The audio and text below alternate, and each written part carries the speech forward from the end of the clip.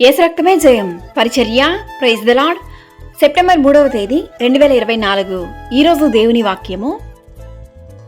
నేను నిన్ను విమోచించి ఉన్నాను, భయపడకుము. పేరు పెట్టి నిన్ను పిలిచియున్నాను, నీవు నా సొత్తు. యెషయా గ్రంథం 43వ అధ్యాయం 1వ వాక్యము.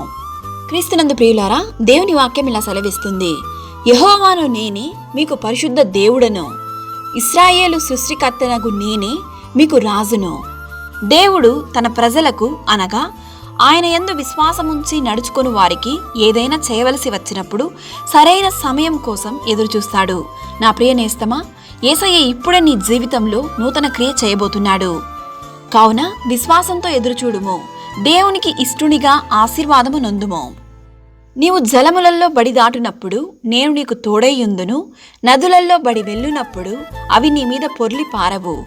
నీవు అగ్ని మధ్యను నడుచునప్పుడు కాలిపోవు జ్వాలలు నిన్ను కాల్చవు అని దేవుని వాక్యం సెలవిస్తుంది.